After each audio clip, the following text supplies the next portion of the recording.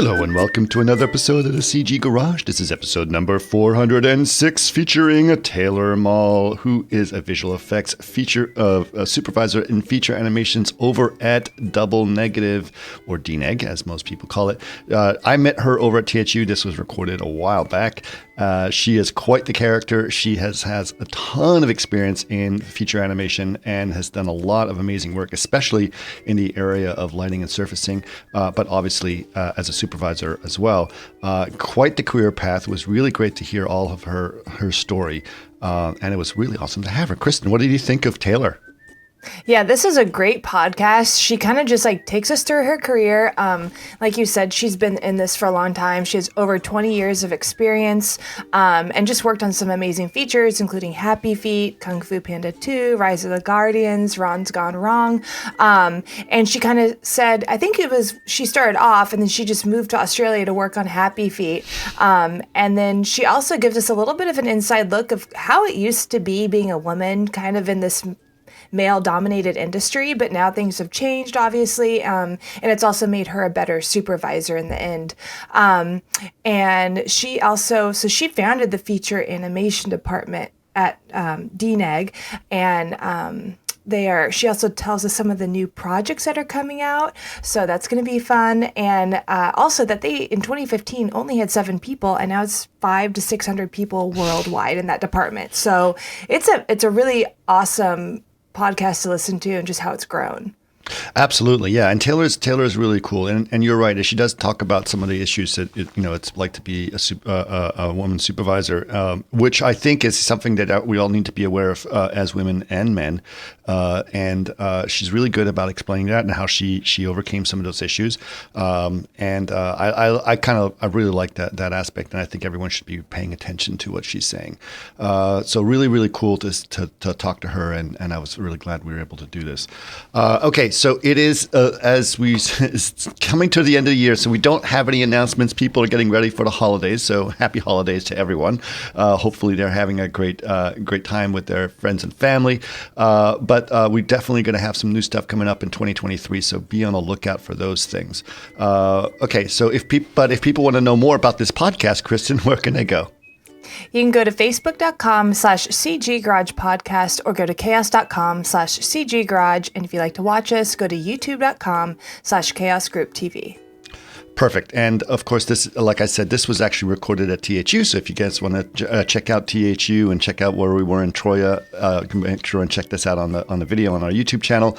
And if you have any other ideas or suggestions for the podcast, you can always email us. labs@chaos.com is our email. Again, that is labs@chaos.com.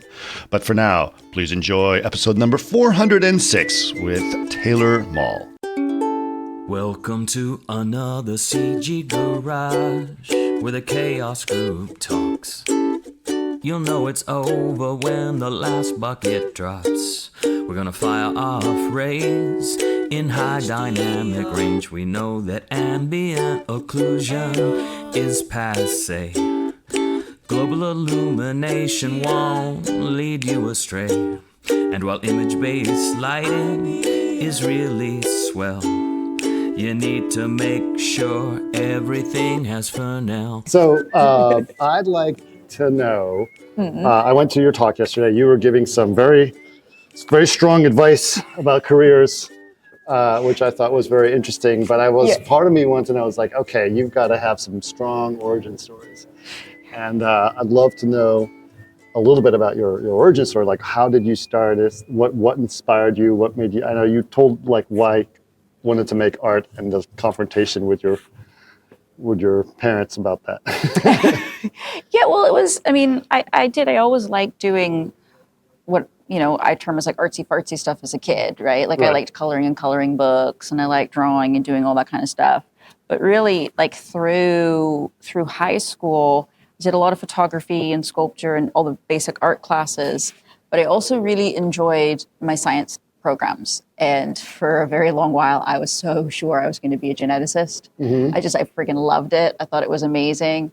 And so that was this was in Canada, Vancouver, so through grades 10, 11. So we're 14, 15, 16. Mm-hmm.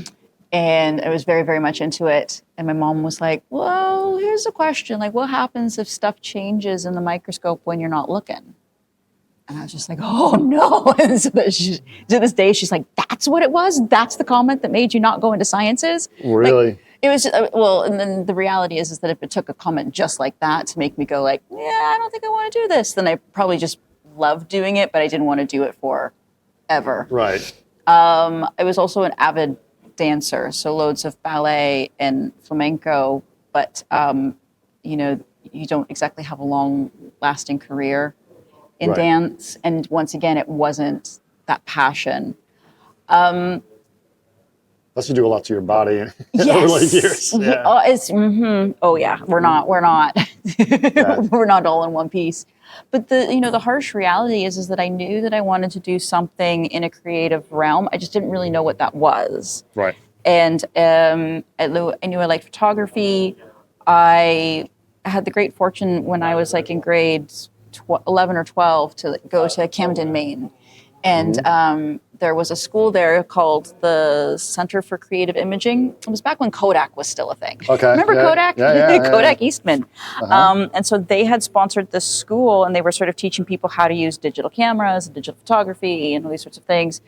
And so that was sort of a shift where I realized that I could do all of these really, really fun and amazing things with a standard camera, but then I could dump them into a computer and manipulate images and do all of that. Sure. You still don't know that that's a thing. You don't know that that's a career. Plus, you know, when you're 16, you're kind of stupid. You don't know. Right. So it was just like a lot of, as I sort of said in my talk, I knew I wanted to have a job. I knew I wanted to have a paycheck. I knew that I wanted to be more in a commercial arts world than a, fine arts, like painting what I wanted to. I wanted to paint what other people wanted, right? Like to have that sort of sponsorship, to have that sort of security, for lack of a better term, and then photography kind of fell that way. So I did a lot of weddings. Oh, interesting. Which is horrible. Yeah. I don't recommend it. It takes a certain human to be a wedding photographer, and I was not that human. Okay. Right. But it's a lot of ups and downs, and not really finding the right thing until, early 20s, 21, 22, kind of went back to school and just thought, because I'd done commercial art, standard digital arts for a company called ABC Photocolor in Vancouver. I don't know if they still exist. Okay. Probably not. Right. But yeah, it was commercial arts, print campaigns, all that sort of stuff.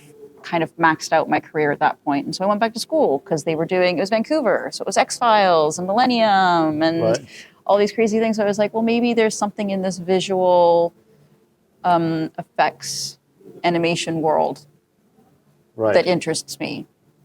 And that's when I realized that there was this whole division of like digital matte painting and set extensions. And do you remember the TV show Crime Scene Investigators? Yeah. I guess. And back then there was this really, really fun thing that they would always do, and they would like hold a frame and then they would shoot the camera like through time and space and whatever. And so what we would do is we would take those plates and we would just sort of like paint behind them and put everything up on layers, and we would take the camera scope. And so I did a lot of that. Right. And I really loved doing that stuff. There's something about it that I was like, yes, I'm taking something that already exists and I'm doing something much more fun and creative with it. Nice. And that was very much my vibe. So if any of your listeners haven't seen it, go and watch just a couple of episodes. Hilarious. They're hilarious. But there's a lot of that sort of stuff. I never had that clear vision of like, I'm going to be an animator. That was never sort of it. I just knew not this, kind of this. And every decision that I made, it was in preparation to find what I actually wanted to do. Right. I don't like it when I hear people say like, well, I'm just lucky. Like, well, luck has something to do with everything, Sure. of course. Sure. But you don't get a job as like an art director or as a head of animation, or you don't get a job at Disney or Pixar strictly on luck. Right? You had to like set yourself up to be ready for that opportunity so that when it presented itself, you could take it. Right. So there is a lot of preparation and trial and error and decision making, and then the luck picks up on it. And so my luck was that I found jobs and people that sort of went, well, try this thing or try that thing. And it took me to the next place and prepared me to go like, well, I don't want to do that, but I do want to do this. Okay. And sort of narrowed it down that way. All right. Well, there was a lot. So you were kind of narrowing your scope. You went pretty broad and started narrowing it down. So what was the final focus? Where did you say, I found it? Well, when I was in school, so I had gone back to school. Once again, the school's been bought out. It doesn't exist anymore. It's one of those things where like you realize as you get older, you're like, oh, nothing exists anymore. Right. So I'd gone back to the school, and it was a 2-year program, and I was working at the time, and so I didn't really, I didn't like animation. I didn't like modeling. I didn't like compositing. So everything they were teaching us, which were, like the big 3 for when you go into a visual effects or animation or commercials division, I didn't want to do any of those things. And so the year was coming up and I'm like, well, I'm out. Like, I'm not going to take a second year. I'm just going to, move along. And that was when they taught us like how to UV things and how to, do camera projections and how to do texturing and how to do digital matte painting. And I was like, oh, okay. This is an interesting thing for me. And a lot of my instructors what I enjoyed about the school is all of the instructors were working professionals. Nobody was like a professional instructor. Right. And so I had a lot of instructors who were like, but you're so good at effects and you're so good. I'm like, but I don't like it. Right. And I'm already in a job that I don't like. Right. And it's, I was always a big fan of Reboot. Okay. One of my very first unpaid jobs, which was like doing a sky for Reboot while I was still in high school. Okay. Like, because I knew how to use a computer and I knew how to paint in a computer. So it was great. So I like made a sky for one episode of Reboot. And so from school, I got a job at Mainframe as like a texture artist. Right. And doing digital matte paintings and sort of taking the premise of what we had been doing for like shows like CIS and taking actual art from, I worked on a lot of Barbie movies. So taking like beautiful concept designs from the art department on Barbie and cutting them up and flying cameras through the space so that the art directors could see how cinematic the space could be. Right. And that was sort of like this, that's where I was like, ow, okay. I like taking, that was a big one. I like taking other people's visions and putting them on steroids and showing them like where it could really go. And I liked having a limited scope as to my own input. I found it incredibly stressful, like in university, when they were like, validate your art experience. You're like, I don't know. You told me to make a sculpture, so I made one. Like, right. I liked being like, so this is what we need it to look like, and this is what we need it to be. And then you sort of go, okay, yes, I see that, but I also see that if we made it a little bit more blue, if we put a cloud over here, if we did this, it would actually add to the composition because you're not really seeing it in the realm of the space. Sure. And so, that just kind of spiraled and it just kept layering on top of it and getting opportunities. I mean, my big, I call it, I channeled my inner white man and I just started applying for jobs that I knew I had no right applying for. Right. And because I was just like, I'm not that good. I've only been doing this for 2 or 3 years. And I applied, I had heard that they were working on this movie in Australia and I really wanted to move to Australia. And so I applied as an environment surfacing artist and I got hired and I went and I worked on Happy Feet for like a year. And I was just like, what? You think that it was such validation to be like, wow, okay, I guess I actually am doing this. Yeah. And so that was really the solidifier of like, I'm not just Barbie. I'm not just this. I'm not, TV, these things. Like I'm good. I am good. And what all of these years of sort of scratching at it makes sense. This is what it's supposed to be. Yeah. It's interesting. Okay. Well, that's kind of, okay. So Happy Feet was like, it's all there. I'm working on Happy Feet. Nominated for an Oscar. Yes. Or won an Oscar. Yeah. I was like, that's why I said, like in my talk, I'm like, I tapped out early. It doesn't get much better than that. Film. Yeah, I get it. Well, yeah, that's awesome. So So yeah, that's really cool. I'm really think that's a good idea. Okay, so that was your realm, that was your thing, that was your start, and that's where it goes. So your career kind of grew from there. Yes. So where did you go from there?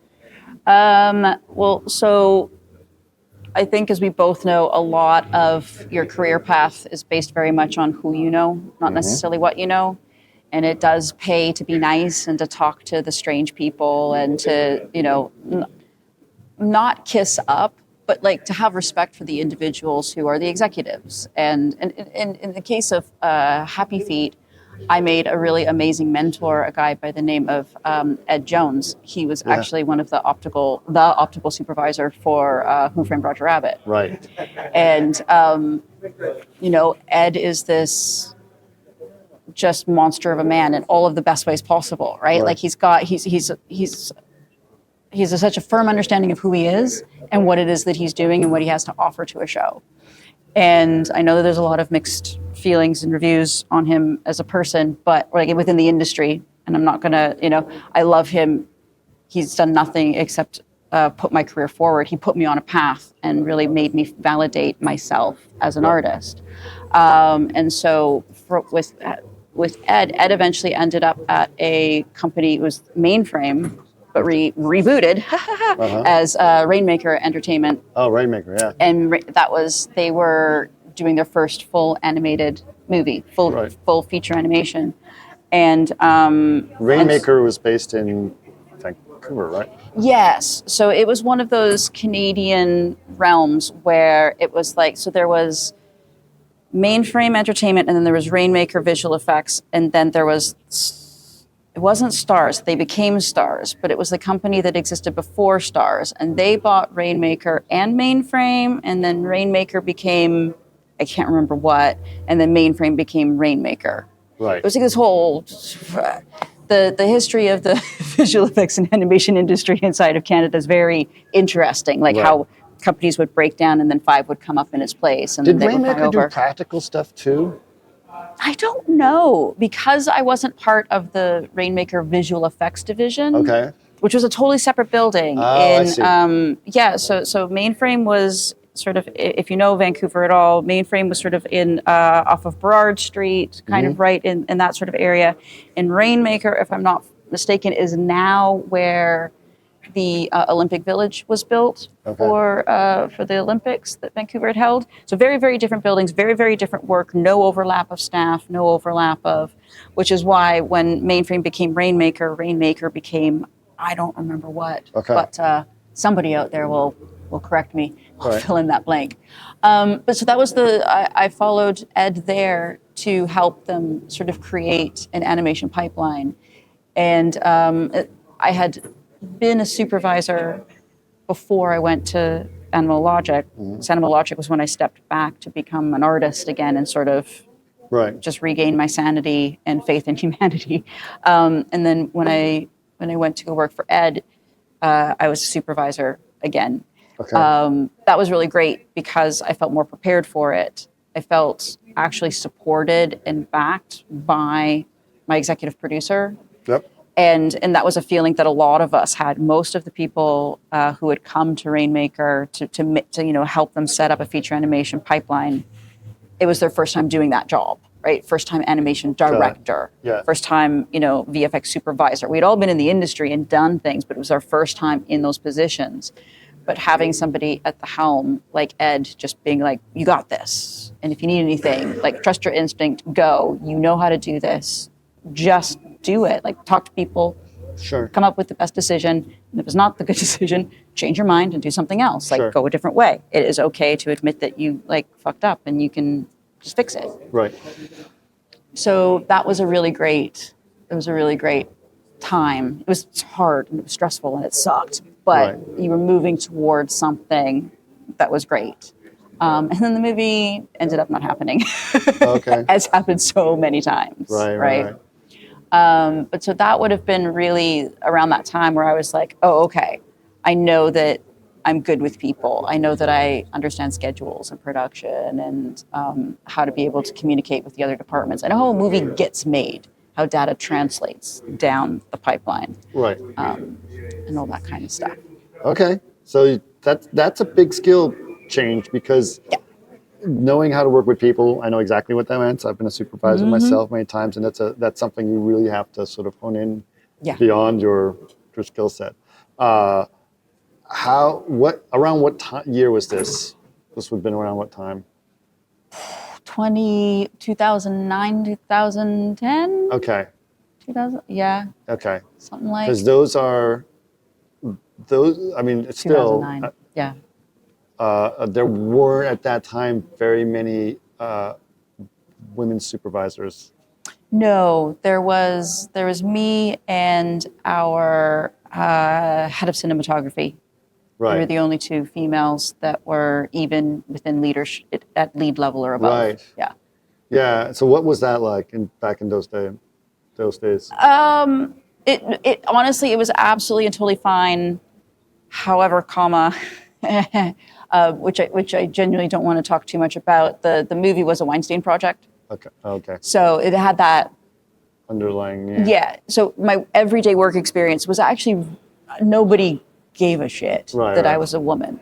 Okay. And because we were all first timers, we all sort of knew that we were going to be screwing up and all that kind of stuff. Right. But there were instances where with the uppers of producer land that it was awkward for myself and other females on the floor. Right. But that's I think that's the big asterisk that we can all just go like, and I see where that story goes. Yeah, we do. But but it's good because I've actually spoken to several women who were supervisors during that time, and to them it was more like people don't listen to me like they listen to a man, and or worse yet, they can't just speak with their mind of like fix that.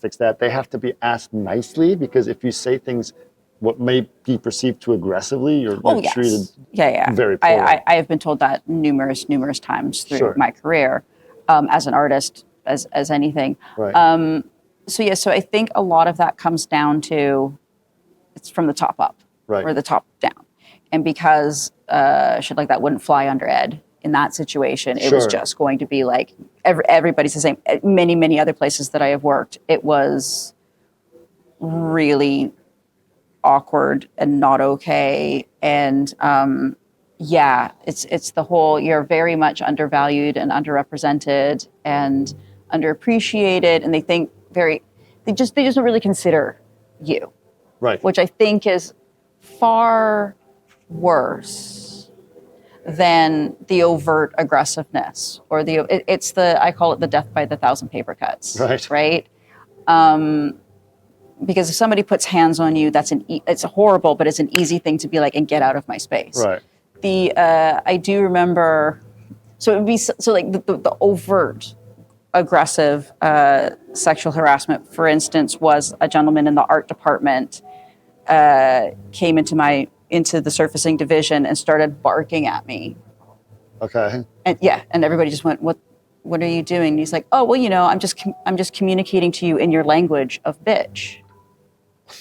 And I was like, and it was it's just like you couldn't even believe that somebody would say something like that. Yeah. And what was worse was when I took it to human resources, they kind of went, well, we're going to have to figure out how to get along. Jesus. And so that's what makes it worse. And that's why so many women or individuals don't say anything. Right. Because you're going to fire a person? No, you're not. No, you're not. No, you're not. So it is about, I have to figure out how to work with you. Right. And I have to find my own allies and I have to protect my own self because I know at a company level, they can't necessarily afford to do it. Once again, we're now entering a different age. Yeah. Things have changed. And there's been so many instances where it's just like, if anything remotely happened like that, I just be, well, I don't work here anymore. So you can decide who you'd rather have around. Yeah. Okay, well, let's move on from that subject for a little bit. So where did you go from this? Or like 2009, what's your next journey? I went to Dreamworks. That was the big one after that. So you were in Canada and at this point did you move to US? Yes. Okay. Yeah. So I had worked in Vancouver, and then I moved to Sydney, Australia, and then I'd come back and worked visual effects in Montreal for a bit, and I had done a stint in games in LA for a bit, and then I'd come back up to Vancouver to work for Ed again. And then when that project folded, I went, I went down to Los Angeles, got a job at Dreamworks. Right. So Glendale. Yes, exactly. I was at the Glendale campus. And I was there for 6 years, and it was really great. I always say, like, I probably stayed a year too long. Okay. But that's Dreamworks was an amazing place to work. The campus is gorgeous. The projects were great. The people that I worked with were amazing. Yep. But there was no room for upward mobility. Right. None. Like the surfacing department was 72 people. They had 13 supervisors. They didn't believe in leads. And so after working there for 5.5 years, I was like, you just wanted me to keep working here. Right. What were you working on? So I had worked on projects like Shrek 4, Kung Fu Panda 2, Rise of the Guardians. That's where I met my current mentor, David Prescott. And the last project that I worked on was Home. Okay. And so at the end of Home, it sort of lined up perfectly. DreamWorks was going through mass layoffs. Yeah. They had shut down the PDI facility, Right. moving a lot of the artists from that facility, offering them jobs in Glendale and offering them relocations to come down. The project that they wanted me to go to, I didn't want to work for those individuals. I didn't want to work on the project. I didn't have an affinity for it, any of that sort of thing. People were being laid off, and I'm like, I don't want to be here. Yeah. So In your early days at DreamWorks, was Nancy still around? Oh yeah, yeah, Okay. Nancy Bernstein. Yeah. Yeah, she was. Yes. Okay. So you work with Nancy and David and all of that group of people, Yes, right? And so yeah. those were you said that David was an important mentor to you. Like what were some of the Yeah. things? And I know that you still work for him. So Yes. or with him at least. Yeah. So what were some of the things that you look for in mentorship? Because you mentioned a few during this time, right? Yeah. So for a while at DreamWorks, the company was moving from C++ based shading to MetaSL. And I, as you know, have a lot of very strong opinions about all of the things. So we were translating the shader library over, and I was just like, why would we do this pixel for pixel? I don't understand why we're doing this like attribute for attribute. So many of these things don't work, so many of these things, and you're not putting in the proper, we're not even looking at proper BDRFs or BX, any of these things. And they were like, well, you seem to be very, very opinionated. Why don't you go and work on the shadow testing team?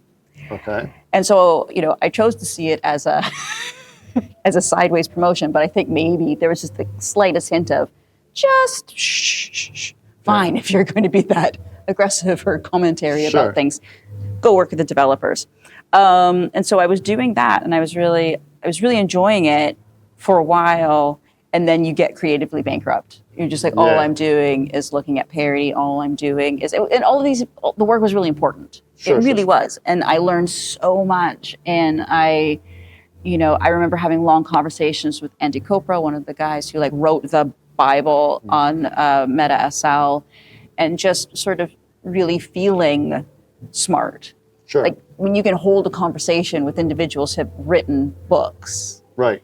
And they're like, that's a good point. Like, oh, wow. Like you just have those sort of moments. But I was becoming just very unhappy because it was creatively bankrupt and it was really stressful. And Rise of the Guardians was starting, and they were looking at being the first show that used MetaSL. Okay. And so that's when David Prescott, who was the visual effects supervisor on that show, would start within the rounds, would come to my desk and sort of see what was happening within the shadow testing facility. And why is it called a shadow testing facility? Because we operate, the way that DreamWorks would work is they would basically create a separate shadow tree.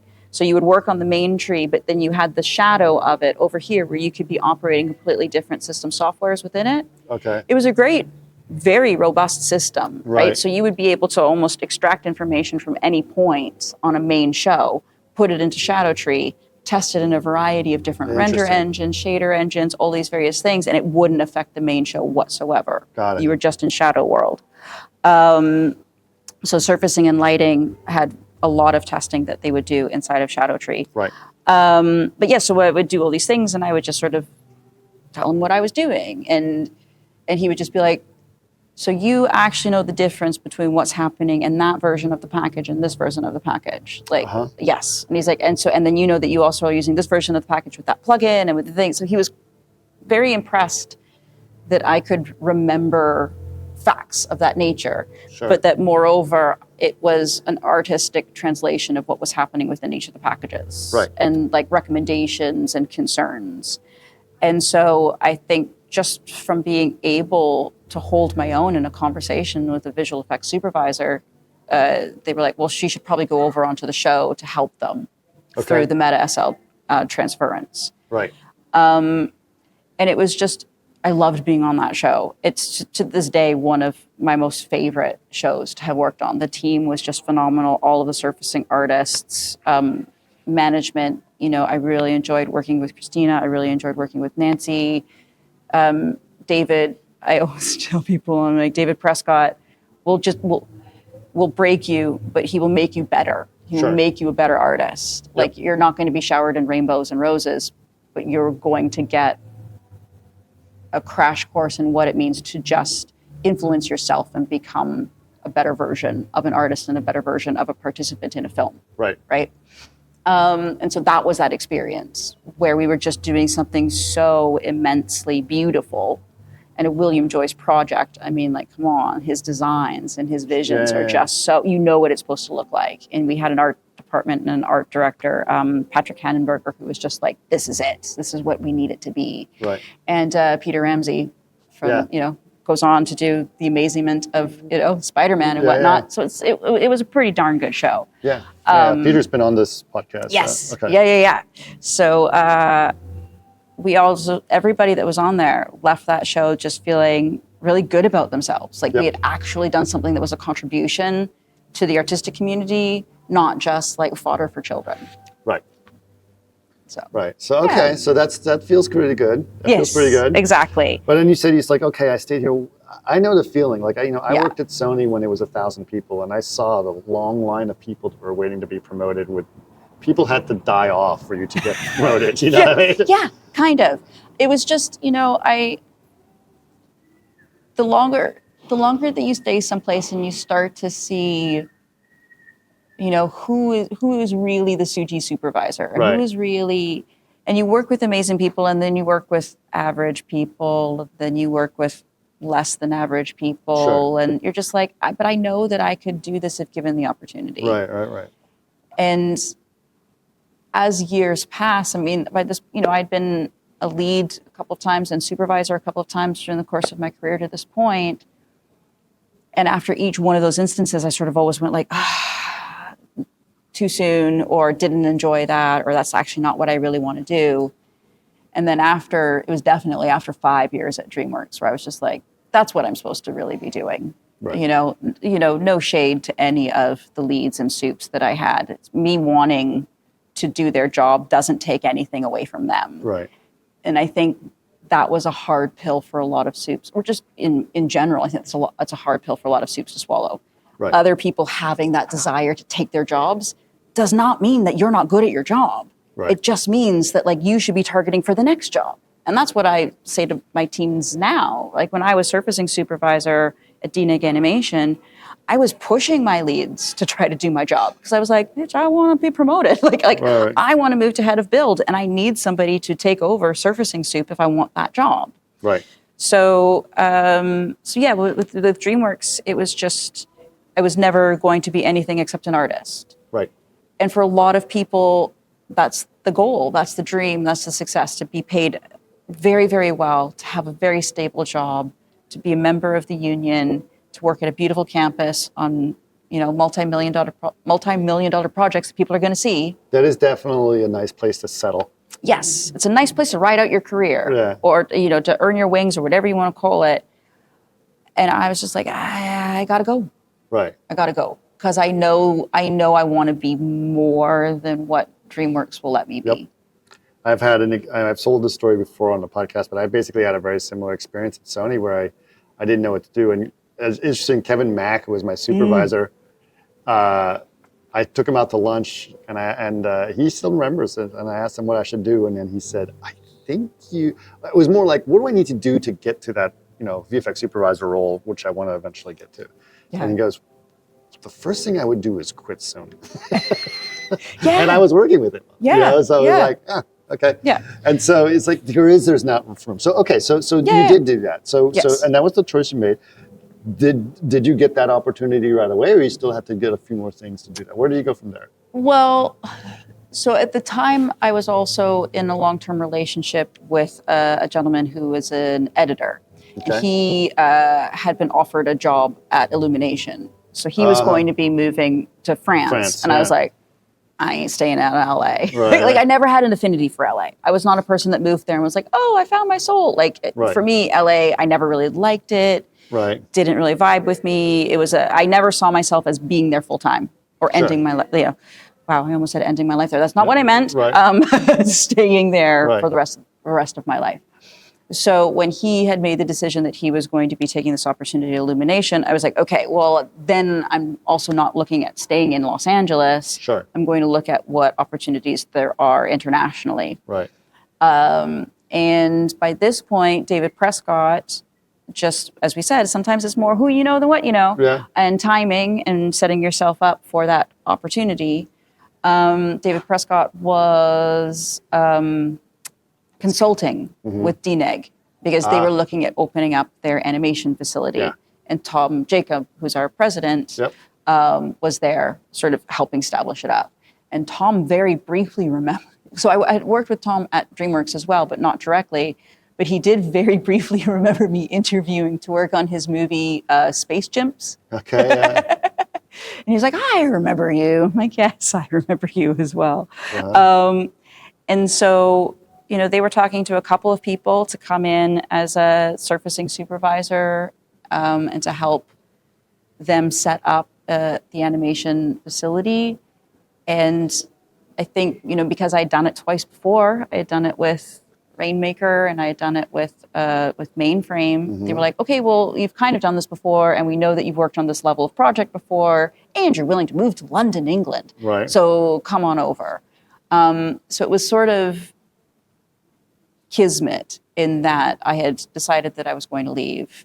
Right. And you sort of let go of that branch. You're like, I'll be fine. I can float myself for 6 months if I need to.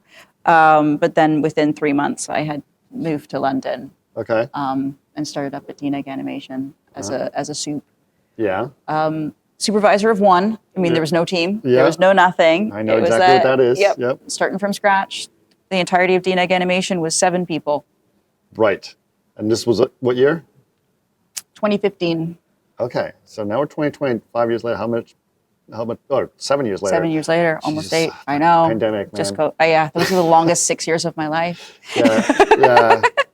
So how big is it now? Feature animation, I think at this point, internationally, globally, is around 500, 600 people. Okay. So much bigger. Much bigger, Right. yes. I mean, when I was there, when I started, we had no team, no pipeline, no shows. Right. So the first few of us were the ones who were doing tests and trying to set up a pipeline, fighting for resources, and the understanding that animation and visual effects, one isn't easier or harder, they're different. Sure. Right? And a lot of principles can be very much the same, but you cannot use an identical pipeline to achieve different results. Right. And even a studio like Sony, who does do both things, there are portions where it will come off and then come back into the main pipe. Right? Like there's so many little elements where you have to operate just ever so slightly differently. Sure. So how we handle environments in animation, how we handle generics and crowds in environments in animation. Right. Just having to have these conversations / arguments about like, well, in animation, 5 characters can be a crowd. Right. Like we're not necessarily going to animate 2 main characters and then 5 background characters, not when we can just walk them in the background. And they're like, well, no, a crowd system is 400 people or more. Like, if we got 400 people in a shot in an animated movie, we're shitting bricks. Like, Right, yeah. that's like a whole different level. Yeah. So they're just very fundamental. Defining everything. Is it Yes. interesting? Was it? I mean, you'd kind of built things from scratch before, obviously, but was this different this time Yes. around? Yes. Yeah. What was the big difference? Because DNEG Visual Effects is an Academy Award-winning visual effects house. Okay. That has been in existence for however many years. It was a machine that was moving. Right. And feature animation was considered by some to be more of an experiment or a pet project. Right. And we didn't have a show. So why would we resource at a core level to support this weird borderline indie project, right? Well, that's what I was going to ask because, obviously, DNEG visual effects is a service industry. Yes. Right? But you're not. Yeah, You're I a mean, production company. Yes. An animation production company. exactly. And so while we still do a lot of, client-based for hire work, right? Like we don't do a lot of our own IP, Right. but we're doing the entire movie. We're not Yeah. splitting up shots. We're not trying to carry assets, within different facilities. So, and the scale and the scope is different. It was after we delivered Ron Goes Wrong, we sort of had this moment of reflection with the entirety of the DNEG studio, like all of the branches, television, animation, and visual effects. And we pointed out that on Ron Goes Wrong, we had animated more frames of animation in that one movie than the entirety of the studio had in existence. Wow. So perhaps we should have more of a presence in animation tools. Right. Like maybe we're caching at a much higher rate. Sure. Maybe we're just trying to get in more iterations, more frames, more characters. We've got posing, we've got blocking, we've got all of these various things. And it was like, okay, we see you now. Right. And it was one of those things where even in my talk yesterday, when I was saying that one of the greatest lessons that I ever learned was always win through actions, never through an argument. Mm-hmm. And even at a studio level, for resourcing within divisions at a studio, you kind of need to prove with action of like, look, this is how much data we put out. Maybe we deserve our own whatever. Gotcha. And that becomes very hard to dissuade. Right. Right?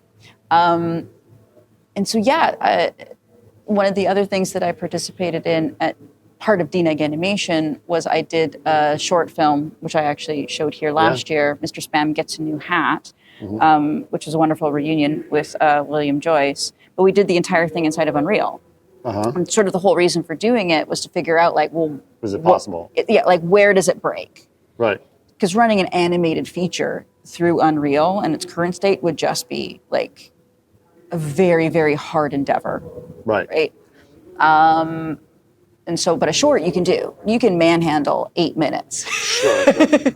But it became one of it was a very similar situation where it wasn't until we were proving that we could do this, that we had imagery, that we had renders. So like, just give us boxes, right? Like it's going to take us, we're trying to prove that Unreal could be the future for any of our, front end development. But you're giving us machines to render on that are taking like 20 minutes a frame. But if you gave us these machines, which you've allocated to a different division because we're features, they would literally render in like 6 to 8 seconds. Right? And they're like, oh, okay, we see that now. And that's when the support would come in, when you would really just be like, look what we're doing. Yep. Support absolutely starts to come in. So I would never fault anybody at DNEG for being like, we're not sure. Right. Oh, okay, we see what you're doing. I see you here. Yeah. So you mentioned, obviously you were giving some advice on certain things yesterday, but you had mentioned something about being thrown into the role of supervisor and how that kind of broke you for a little bit at the beginning. Yeah. So tell me that story. Where did that start? What were the things that were the most challenging, and why did it happen? So it was before I did Happy Feet. So it had to have been like 2005, and I was still in Vancouver, and I was working for an animation company that still exists. So I'm not going to say who they are. Right. But it was for a project, and it was because it was the early noughts, and the people were like, "We're on computers, we can do anything." So Right. like our art director was in Sydney. Our director was in LA. Matte painting was being done in Ireland. Animation was being done in Vancouver. Okay. Modeling was being done in Montreal. Right. But there wasn't like, nobody had any idea of how to coordinate different time zones or to like pass data back and forth. And it was just super, super, super messy. Right. And there wasn't a clear vision for the movie or for the style. And with nobody ever being in the same room, or even just like being able to have your production designer, art director, I don't even think there was a visual effects supervisor, like in a meeting simultaneously. Right. Nobody ever knew what was going on. And so the company that I was at, we were receiving character and environment models from Montreal, I want to say, and we were doing the surfacing pass for them. It didn't really have any reference, and we didn't really know, and we didn't have light rigs. And Right. nobody thought, and this was before physically based shading, so Yep. we're like, as soon as the light changes on this, we have no idea what this is going to look like. And I was brought on as a senior level texture and shading artist for characters. And the supervisor that we had just sort of decided all of a sudden that he didn't want to be supervisor anymore. Because it was his first time, and he was just like, oh, I didn't realize that this meant that I wasn't going to be doing any art. And so we just started doing art, and there was nobody manning the department, right? Okay. And so one of the producers and owners of the company sort of pulled me over and was like, we're going to give you the opportunity because you're so dynamic and awesome. And I didn't know to say no, right? Like Okay. I was too young and too inexperienced, and you just sort of go like, oh, okay, I guess this is what happens when you have a job. Because it was only like my third full-time gig, right? Right. Like sure, it was still contract-based, but it was like, you have a job and you were expected to be here for until this date on your contract. And so I was like, oh, okay. There was no extra money that went to it. I didn't actually get a title change on my contract. It was just like, we're going to have you take on all of this extra responsibility because you're kind of already doing some of it. And I was like, okay. And it was just brutal from that point on. It was, well, obviously you know how to talk to everybody. I'm like, well, no. I don't necessarily know how to talk to different people in different ways. So like right now, when I mentor leaderships at DNEG Animation, I'll say one of the key ingredients is to be able to say the exact same thing 5 different ways. Right. Because everybody processes information a little bit differently, Okay. right? Some people just tell me what's wrong with it. Some people you need to sandwich it. Right. Some people, no, say it one more time, say it one more time, give me an example, Right. show me something visually. So the way that you communicate has to change on an individual. I didn't know that when I was thrown into this. Right. I didn't know how to ask for reference art, find my own reference art, support people in that way. I didn't know how to handle scheduling and assignments. And so there would always be, the team was incredibly frustrated, as they should have been, right? Like there was perceived favoritism just because like when somebody would be like, well, I want to do that. I go, okay. Oh, you like him better than you like me. I'm like, no, he just act like I didn't know. Right. I didn't understand anything. And then the company that I worked for used that to sort of prove to the production at large that I was the one that was incompetent and that this was mostly my fault. And for a while, they allowed the production to think that I had been fired. Really? Yeah. But I was just working, doing my job in the background. Because by that point, I had sort of gotten a handle on, like, technically what we needed to do to just get this shit out the door and, like, lower the standards, lower the expectations, stop trying to fix all the things and make it a better experience. Just do the job. And to this day, I never got credit on that movie. I got credit as a assistant texture. Oh, wow. Yeah. So, but I remember, my producer, like, pulling me into her office afterwards, and just, after these meetings where they would just say vile, horrible things about how useless I was and stupid I was and disappointing I was. And she'd be like, thanks for taking one for the team. So they full on knew what they were doing. Right. It was also an experience where I had my CG supervisor get so angry with me that he bullied me literally up into a wall, and then he punched the wall beside my face. Oh, wow. Out of sheer amounts of frustration and anger. And it's like, I didn't know that I could just quit.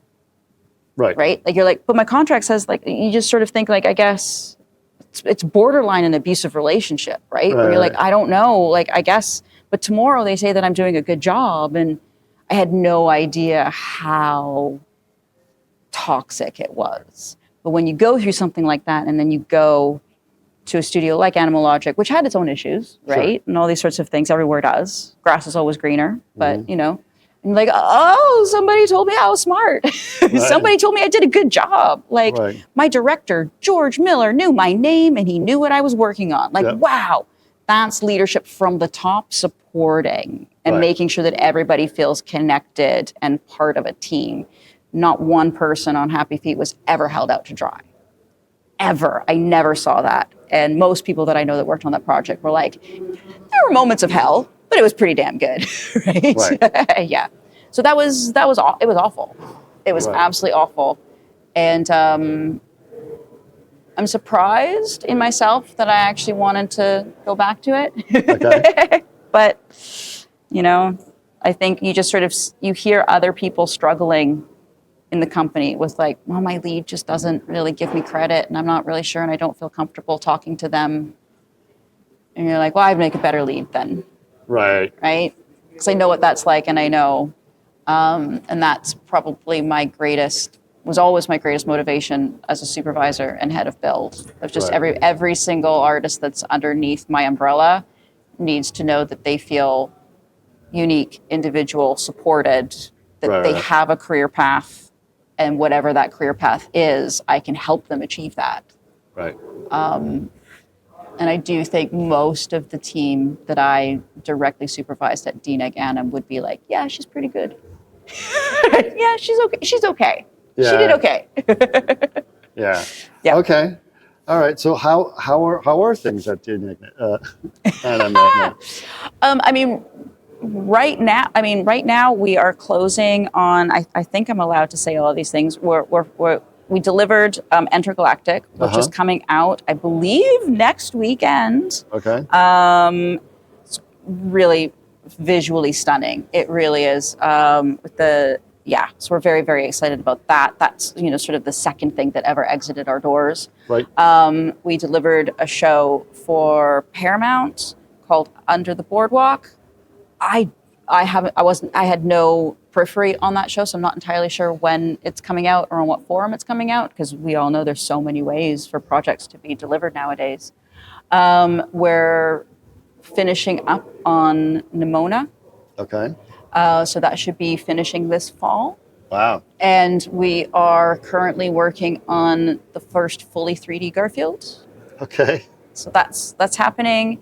And a couple of, I can also say we're working on That Christmas, our next project with Locksmith Animation. Okay. The people that we did Wrong Goes Wrong with. It's a Christmas movie, obviously, that Christmas. So sure. So it's super busy. Yeah. We've gone from trying to do 1 movie a year to 3 movies a year to 4 movies a year. Wow. And, I'm always very honest. I'm like, is it perfect? Hell no. I mean, trying to scale at that capacity, it's rough. Right. It's rough. Like, I think most of us have heard the saying, like, the pipeline that you build to make the movie that you just made can only make the movie that you just made. Right. It's of no good for, like, the next movie. So we're very much seeing that, of, like, trying to divide resources to deliver a movie versus the resources to ensure that a pipeline is created that can support that sort of overarching, just the bandwidth of work. Right. So that's been really interesting. And in the work from home post-COVID years, it's the amount of jobs that are available. It's really difficult to find people. Really? Right? Oh, yeah. I mean, I remember, you probably remember as well, mid-2000s, late 2000s, having a job was the new raise, right? Yeah.